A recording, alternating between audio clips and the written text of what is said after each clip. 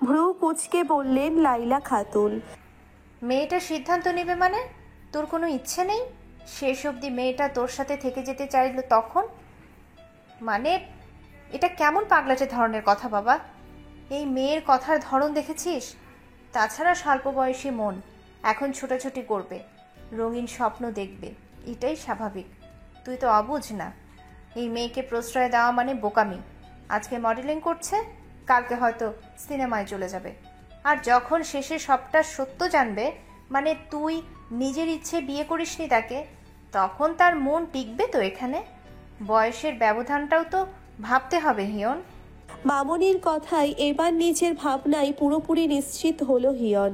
কিশোরী বয়সের আবেগ আর বাস্তবতার অনেক তফাৎ। তবে এই মুহূর্তে সবটা জানালে তার প্রভাব মেয়েটার পড়াশোনার উপর বাজেভাবে পড়বে। পকেটে হাত পুড়ে নিয়ে থমথমে গলায় বলল হিয়ন, আমি জানি না এই সম্পর্কের ভবিষ্যৎ কোথায়, কি তার পরিণাম। তবে আমার মনে হচ্ছে এই মুহূর্তে ডিভোর্সের ব্যাপারটা না বলাই ভালো। সামনে প্রিহুলার এসএসসি পরীক্ষা, সেটা শেষ হলেই না হয় বিস্তারিত মীমাংসা হবে। মামুনি, একটু সময় দাও আমাকে। অধর অষ্টে হাসি নিয়ে ছেলের গায়ে হাত বুলিয়ে বললেন লাইলা খাতুন। ঠিক আছে, তুই আসার পর কিন্তু অহনার কথা আমাকে কিছুই জানাসনি। আমি কিন্তু সব কিছু ভেবেই নিয়েছি তোদের নিয়ে, মানে বিয়ের ব্যাপারটা। হবে না মামুনি, অহনাকে যা বলার আমি বলে দিয়েছি। আমাদের মধ্যে কোনো রকম সম্পর্ক গড়ে তোলা অসম্ভব। এক সম্পর্ক থেকে অন্য সম্পর্ক গড়তে গেলে শেষে সম্পর্কই নষ্ট হয়ে যায়। কয়েক সেকেন্ড চুপ থেকে বললেন লাইলা খাতুন।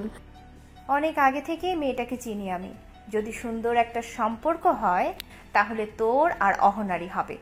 তুই আরেকটু ভাব, আমি কোনো রকম জোর করছি না। সেটাই মামুনি, মনের উপর জোর খাটানো যায় না। মাথা ধরে আছে খুব। তুলিকে দিয়ে ব্ল্যাক কফি পাঠিয়ে দিও।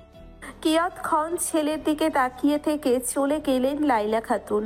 খবরের কাগজ হাতে রুমে প্রবেশ করলো তিতিন। নিশ্চিন্ত গলায় বলল, দেখ ভাইয়া, বিষয়টা খুব সাবধানে হ্যান্ডেল করছে বাবাই। কাগজে একদম তোর নাম পরিচয় কিছুই আসেনি। অবশ্যই তুই যে হিরোর মতো এমন একটা কাজ করবি, এটা অকল্পনীয় ছিল। দূরে দৃষ্টি রেখেই বলল হিয়ন। আমি বোধহয় ভুল করে ফেলেছি তিতিন। ওভাবে ছুটে গিয়ে পরিস্থিতি বিগড়ে দেওয়া মোটেও উচিত হয়নি আমার। প্রিহুলা কখনো এই নিয়ে জবাবদিহি করলে তখন কি উত্তর দেব? নিজের ইচ্ছেতেই তো এই প্রফেশনে যুক্ত হয়েছে সে। আমার চাওয়া ইচ্ছের কোনো মূল্য নেই ওর কাছে। তাহলে তাকে কোন অধিকারে নিষেধ করি বলতে পারবি?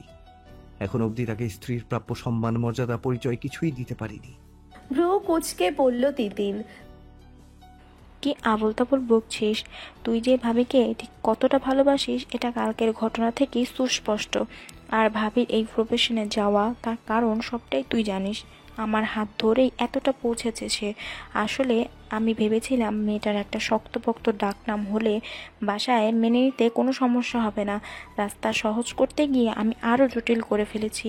তোর বউ, যা ইচ্ছে হয় বলবি, এতে দোটানার কি আছে? মর্যাদা আর সম্মানের কথা বললে পৃথিবীর সবচেয়ে ভাগ্যবতী মেয়ে হচ্ছে প্রিহুলা, যে আমার ভাইয়ের মতো একজন ছেলের শুদ্ধ ভালোবাসা পেয়েছে। তিতিনের কথার প্রতি উত্তরে কেবল একটুখানি হেসে বলল হিয়ন। তোর ভাইয়ের তো ভাগ্যবান হতে হবে। হতে পারে প্রিহুলার বয়স কম, কিন্তু আমি তাকে অনেক কাছ থেকে দেখেছি ভাইয়া। তার ভাবনা, চিন্তা, কথা বলার ধরন তুখর বুদ্ধিমত্তার পরিচয় দেয়। পরীক্ষার ফলাফল কত ভালো হয় দেখেছিস? প্রিহুলার ভালোবাসা মিথ্যে বা আবেগের হবে না অন্তত। তিতিনের কথায় ভাবনায় পড়ল হিয়ন। এই একটা জায়গায় এসেই থমকে গেছে সে। এখনো অবধি ছোট্ট কিশোরীর মনের কথাটুকুও তো জানা হয়নি তার।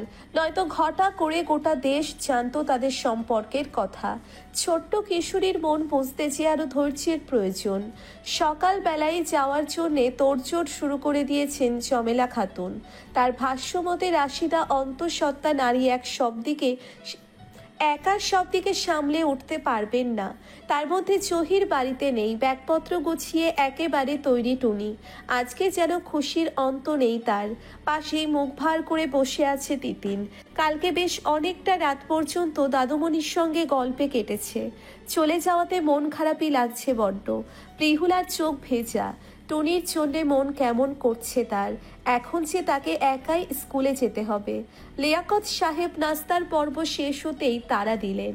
বাড়ির গাড়ি দিয়ে পাঠানো হবে তাদের সঙ্গে, তিনিও যাবেন গ্রামে। ব্যাগ গাড়ি অবধি এগিয়ে নিয়ে গেল তুলি। বের হওয়ার আগ মুহূর্তে বললেন চমেলা খাতুন, হারে একখান কথা তো ভুইলাই গেছিলাম, প্রিহু সেমরি কই? সবে নিজের রুমে যাওয়ার জন্যে পা বাড়িয়েছিল প্রিহুলা। চমেলা খাতুনের কথাই থমকে গেল। পরক্ষণে দ্রুত এগিয়ে এসে বলল, না কিছু লাগবো না, তয় একখান খবর দিতাম, তোর বাপের শরীরটা নাকি বালা না। আসার সময় তোর মাই কইল কথাখান তরে জানাইতে, খাইল আসার পর মনেই আসিল না। চমেলা খাতুনের কথায় স্তব্ধ হয়ে গেল প্রিহুলা। কয়েকদিন ধরে বাড়িতে ফোন করা হয় না। এই মাসেই তো টাকা পাঠানোর কথা ছিল। তবে কি বাবার অসুস্থতার জন্যে টাকা চেয়েছিল মা? বাকি আর কিছু ভাবতে পারল না। জোরালো স্বরে কেবল বলল, দাদি আমিও গ্রামে যাব। প্রিহুলার কথা শুনে কেমন সন্দিহান দৃষ্টি নিয়ে তাকালেন লাইলা খাতুন। অবশ্য মনে মনে ঢের খুশি হয়েছেন তিনি। এবার গিয়ে এই মেয়ে ফেরত না আসলেই ভালো হবে। তিতির নিষেধ করতে গিয়েও থমকে গেল। প্রিহুলার পরীক্ষার আর হাতে গোনা কয়দিন বাকি আছে। অবশ্য বাবার অসুস্থতার কথা শুনলে কেউই স্থির থাকতে পারবে না। চমেলা খাতুন বোকার মতো দাঁড়িয়ে আছেন। পাশ থেকে অনুমতি নিয়ে দিলেন লাইলা খাতুন। পরনের জামা পরেই বেরিয়ে গেল প্রিহুলা। তবে শেষবারের মতো হিয়নের সঙ্গে দেখা না হওয়ায় ভেতরে কষ্ট হচ্ছিল কেমন। এমার্জেন্সি কারণে সেই ভোরেই বেরিয়ে গেছে লোকটা। গাড়িতে প্রিহুলাকে উঠতে দেখে ভারী অবাক হয়েছিল লিয়াকত সাহেব। তবে এই নিয়ে আর আগ বাড়িয়ে কিছু বলেননি। প্রিহুলার দুই চোখ ভেজা। কেন জানি মনে হচ্ছে সে আর কখনো এখানে ফিরতে পারবে না। ভেতরটা কেমন অশুভ ইঙ্গিত দিচ্ছিল। প্রিহুলা যাবে শুনে টুনির খুশি দ্বিগুণ হলো। ঘড়ির কাঁটা রাত 11টায়। ক্লান্ত হয়ে বাড়ি ফিরেছে হিয়ন। আজকে সারাদিন ভালো মতো দুদণ্ড বসার সময়টুকু মেলেনি। তবে অদ্ভুতভাবে প্রিহুলার ভাবনা চলে আসছিল বারংবার। এর আগে বোধহয় এতটা গভীরভাবে অনুভব করা হয়নি কিশোরীকে। মেয়েটা কালকে অসুস্থ হওয়ার পর আর খোঁজ নেওয়া হয়নি। মধ্যরাতে তিতিনের দরজার সম্মুখে যেতেই সবাইকে একত্রে আড্ডা দিতে দেখেছিল। পরক্ষণে ফিরে এসেছিল সে। আজকে সারাটাক্ষণ কেবল এই ভাবনাটুকুই ছিল মস্তিষ্ক জুড়ে। কথাগুলো ভাবতে ভাবতেই তিতিনের রুমে উকি দিল হিয়ন। সম্পূর্ণ ঘর ফাঁকা, একদম পরিপাটি গোছানো। তিতিন, টুনি, দাদুমণি আজকে চলে যাওয়ার কথা। তবে প্রিহুলা কোথায়? বাবিরে খুঁজতেছেন ভাইজান? সে তো গ্যারামে গেছে, তার বাপের শরীর নাকি ভালা নাই। তবে প্রিহুলা কোথায়? তুলির কথায় চোখ মুখ কুচকে আসলো হিয়নের ও তল্পকালে বক্ষস্থল ফাঁকা হয়ে গেল। কোনো রকম উত্তর না দিয়ে দ্রুত লিভিং রুমে চলে আসলো হিয়ন। সোফায় বসে আছেন লাইলা খাতুন। মামনির মুখোমুখি দাঁড়িয়ে শক্ত গলায় প্রশ্ন ছুড়ল, প্রিহুলা নাকি গ্রামে গিয়েছে মামুনি? কার অনুমতি নিয়ে গেছে? আমাকে একটা ফোন করার প্রয়োজন মনে করেনি কেউ? হিয়নের এরূপ আচরণে আশ্চর্য হয়ে গেলেন লাইলা খাতুন। ছেলের ভালোই পরিবর্তন হয়েছে, যেটা একেবারেই মেনে নেওয়া যাচ্ছে না। হিয়নের দিকে তাকিয়ে শক্ত গলায় বললেন, আমি অনুমতি দিয়েছি যাওয়ার। এরপর নিশ্চয় আর কোনো প্রশ্ন নেই তোর? ভ্রু কুচকে বলল হিয়ন, প্রশ্ন তো অবশ্যই আছে। আমি প্রিহুলার হাজবেন্ড, তার ব্যাপারে সমস্ত সিদ্ধান্ত আমিই নেব। সে যেখানেই যাবে আমার অনুমতি নিয়ে যাবে। তুই বোধহয় কিছু একটা ভুলে যাচ্ছিস হিয়ন। প্রিহুলা আমার দায়িত্বে ঢাকায় এসেছে, তোর সঙ্গে কোনো রকম লেনাদেনা নেই। এখন এসব সম্পর্ক অধিকার আসে কোথা থেকে? মামুনি, সবকিছু সবসময় এক থাকে না। আমি মেনে নিয়েছি সব। জীবনটা কোনো ছেলে খেলা নয় যে যখন যেটা ইচ্ছা হয় করব। ছেলের মুখে মুখে তর্ক দেখে একটুখানি নয় বরং অত্যাশ্চর্য হয়েছেন লাইলা খাতুন। এখানেই তার ভয়টা ছিল। কিয়ৎক্ষণ ছেলের দিকে তাকিয়ে থেকে বললেন, তাই বলে নিজেই অন্যায়কে প্রশ্রয় দিবি? এই মেয়ের জন্যই তুই প্রতিবাদ করেছিলি হিয়ন। এখন সবটা মেনে নেওয়া মানে তুই সমান অপরাধী। তাহলে সেদিন মেয়েটার বাল্য বিয়ে হয়ে গেলেই ভালো ছিল না? কপালে হাত রেখে চোখ বুজে প্রলম্বিত শ্বাস ফেলল হিয়ন। মেয়েটা গ্রামে গিয়েছে শুনেই ভয়ে হাড় হিম হয়ে যাচ্ছে। তবে মনে হচ্ছে মায়ের সঙ্গে একটু বেশি রূঢ় আচরণ হয়ে যাচ্ছে। কণ্ঠস্বর খানিক মোলায়েম করে শান্ত মস্তিষ্কে বলল হিয়ন, সেদিনের সঙ্গে আজকের এই দিন সময়ের মধ্যে অনেকখানি তফাৎ মামুনি। প্রিহুলার পড়াশোনা কিন্তু থেমে থাকেনি, আর আমি চাই মেয়েটা আরো অনেক দূর এগিয়ে যাক। আমি শেষ পর্যন্ত তার পাশে থাকবো। আর গ্রামে তুমি যে কথা দিয়ে এসেছো, এটা কি সম্ভব কখনো? এখন তাকে গ্রামে ফিরিয়ে দিতে গেলে মেয়েটার চরিত্রে দাগ পড়বে। তাই বলে আমার ছেলের জীবন ধ্বংস করব নাকি?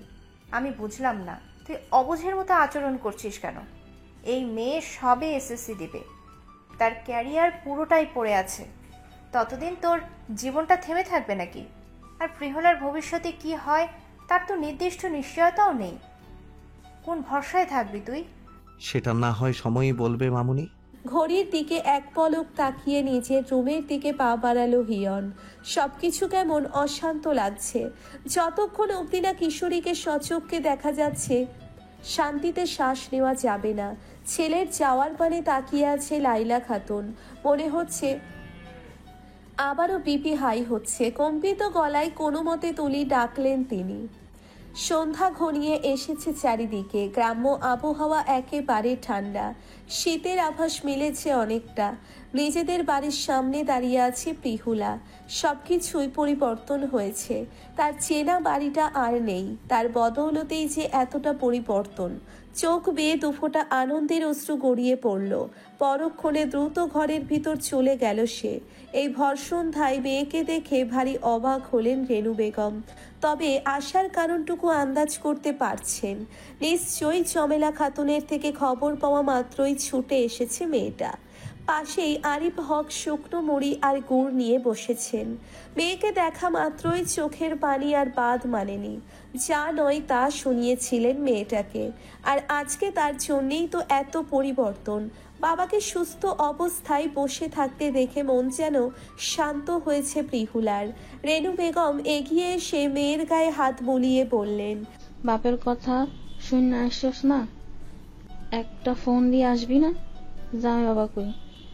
মায়ের কথায় অপ্রস্তুত হয়ে বার কয়েক চোখের পাতা ঝাপটালো প্রিহুলা। পরক্ষণে জানালো সে একাই এসেছে। এতে অনেকটা রাগ হয়েছে রেনু বেগমের। সামনে মেয়েটার এসএসসি পরীক্ষা। এই মুহূর্তে এই সামান্য অসুখের কথা শুনে ছুটে আসা একদম ঠিক হয়নি। বাবার পাশে গিয়ে বসেছে প্রিহুলা। চোখ বেয়ে দরদর করে পানি পড়ছে। মেয়ের কান্না দেখে আরিফ হকের চোখের জল বাদ মানেনি। ভাঙা আওয়াজে বললেন, তোর কাছে আমি চিরঋণী রে মা। কোনো মাইয়া বোধহয় তার পরিবারের জন্য এতটা করে না। আমার কিছুই হয় নাই, শুধু শুধু দুশ্চিন্তা কইরা এত দূর ছুটে আসছস। প্রিহুলা কিছু বলার পূর্বেই বাইরে থেকে একজন পুরুষের কণ্ঠস্বর পাওয়া গেল।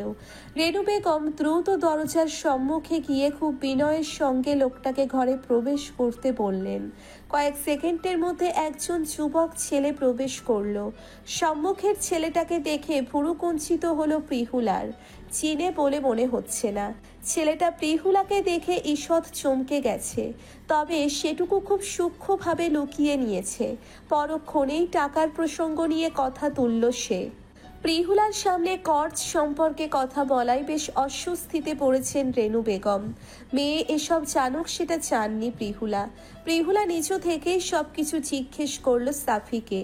সে জানালো 2 দিন আগে টাকা দেওয়ার কথা ছিল। নিজের হাতের রিংটার দিকে দৃষ্টি থমকালো প্রিহুলার। মনে হচ্ছে শেষ অবধি আর ধরে রাখা গেল না এটা। কিয়ৎক্ষণ চুপ থেকে বলল প্রিহুলা, বাবা একটু অসুস্থ ছিল, টাকাটা আপনি কালকে পাবেন। গঞ্জে যেখানে দোকান আমি নিজে সেখানে গিয়ে টাকা দিয়ে আসবো। সাই জানিয়ে চলে গেল সাফি। খুব ভোরেই লিয়াকত সাহেবের জন্য নাস্তার আয়োজন করেছে। শহরে সচরাচর এই সময় ঘুমেই কাটে। মৃদু কুয়াশা জড়ানো সকালটা নেহায়েত মন্দ লাগছে না। নিত্যদিন এভাবে কাটলে ভালোই হতো। তবে সময় বলছে তাকে এক্ষুনি ফিরতে হবে ঢাকায়। নাস্তার পর্ব শেষ করেই তৈরি হয়ে সবার থেকে বিদায় নিলেন লিয়াকত সাহেব। সদর দরজার কাছে প্রিহুলাকে দেখে চমকে উঠলেন। মেয়েটার কথা তো মাথাতেই ছিল না। প্রিহুলা এসেছিল লিয়াকত সাহেবকে ডাকতে। এখানে এসে তো দেখা যাচ্ছে তিনি চলে যাচ্ছেন। তবে প্রিহুলার তো কোনো রকম যাওয়া সম্ভব নয়। আজকে সাফিকে টাকা দিয়ে আসার কথা। বার কয়েক চোখের পাতা ঝাপটে নিয়ে আমতা আমতা করে বলল প্রিহুলা, আমি আরো 2টা দিন থাকি বাবা, অনেকদিন পর হবে এসছে। লিয়াকত সাহেব কিছু বলার পূর্বেই সদর দরজা থেকে ভেতরে প্রবেশ করতে করতে জহির বলল। আরে মায়াটা আসছে, থাকুক 2টা দিন, আমি না হয় পরে তারে ঢাকায় দিয়ে আসবো। জহিরের কথায় খানিক নিশ্চিন্ত হলো প্রিহুলা। অগত্যা বিদায় নিয়ে চলে গেল লিয়াকত সাহেব। হসপিটালের এমার্জেন্সিতে রোগী দেখায় ব্যস্ত হিয়ন। মনে হচ্ছে আজকে অপারেশনের চক্করেই কাটবে দিনটা। মাথাটাও ধরে আছে ভীষণ।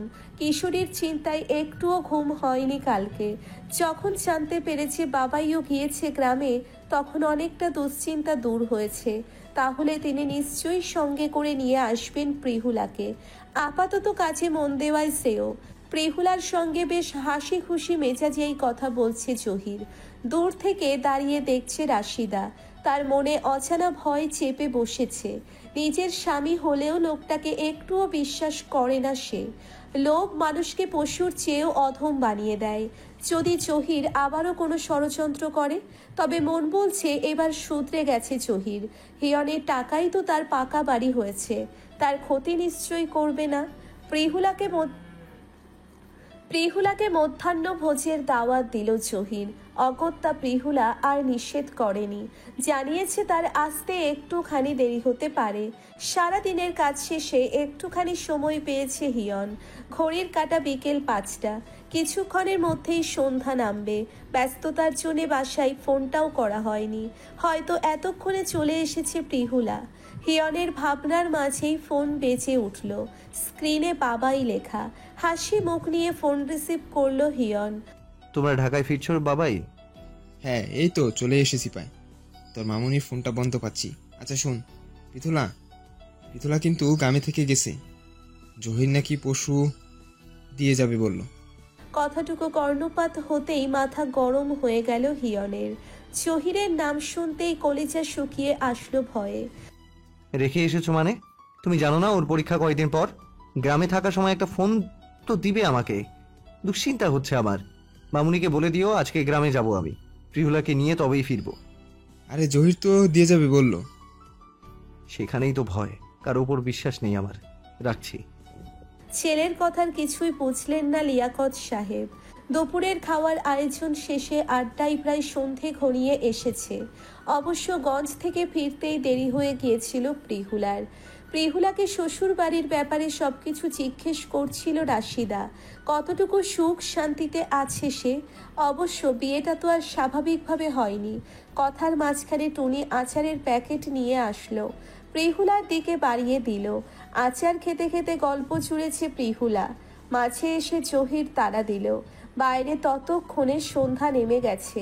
বাড়ির কথা মনে হতেই দ্রুত বিদায় নিয়ে চলে গেল প্রিহুলা। রাশিদার ইচ্ছে করলো না মেয়েটাকে ছাড়তে। বুকের মধ্যেখানে আগলে ধরে রাখতে ইচ্ছে হলো। জহিরের হাতে টর্চ আলো জ্বলছে। টুকিটাকি কথা বলতে বলতে এগুচ্ছে সে।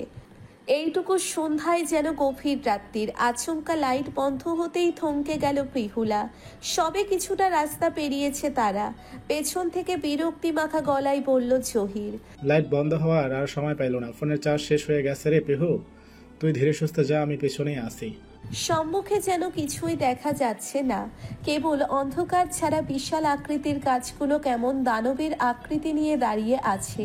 পা টিপে টিপে এগিয়ে চলল কিশোরী। বেশ অনেকটা সময় কাটল। জহিরের কোনো সারা শব্দ মিলল না। পায়ের শব্দটুকুও যে মিলিয়ে গেল। থমকে গেল প্রিহুলা। অজানা এক ভয় কামড়ে ধরল কলিজা। ধীর কণ্ঠে ডাকলো, কাকা। মুখে চলে উঠল বোনের ফ্ল্যাশ, একেবারে চক্ষু বরাবর। তাকাতে কষ্ট হলো প্রিহুলার। দুহাতে চোখ ঢেকে নিল সে। কাকা তো নাই, আমি আছি, দেখ, ভয় নাই তোর। কণ্ঠস্বরটুকু শুনতেই ভয়ে হাত পা শিথিল হয়ে গেল প্রিহুলার। আনিস দাঁড়িয়ে আছে বিদঘুটে হাসি নিয়ে। মুহূর্তেই ঘাড় ঘুরিয়ে আশপাশ দেখে নিল প্রিহুলা। কোথাও জহির নেই। মুহূর্তেই তার মনে হলো তারা উল্টো জঙ্গলের পথ ধরে এসেছে, যেখানে লোক চলাচল অতি সীমিত। কাউরে খুঁজে লাভ নাই, এখানে শুধু তুই আর আমি পিহু। আচমকা অন্ধকারের মধ্যে ছুট লাগালো কিশোরী। শক্তপোক্ত গাছের গুঁড়ি পায়ে লাগতেই হুমড়ি খেয়ে পড়ল মাটিতে। কনুইয়ের দিকটা কেমন চালা করে উঠল। লাইট নিয়ে এগিয়ে আসলো আনিস। প্রিহুলার সম্মুখে হাঁটু ভেঙে বসে বলল,